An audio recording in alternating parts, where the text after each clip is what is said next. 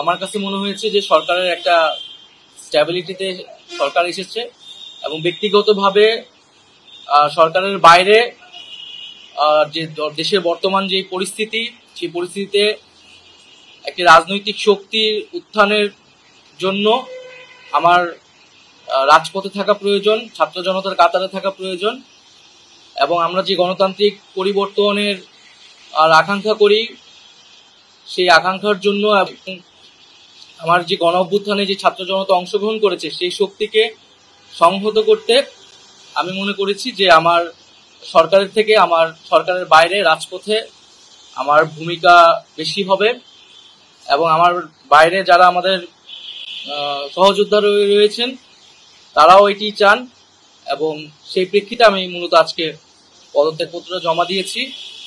তো গত 6 মাসে আমি আমার জায়গা থেকে চেষ্টা করেছি কাজ করে যাওয়ার। 2টি মন্ত্রণালয়ের বাইরেও অনেক অতিরিক্ত দায়িত্ব আমাদের পালন করতে হয়েছে।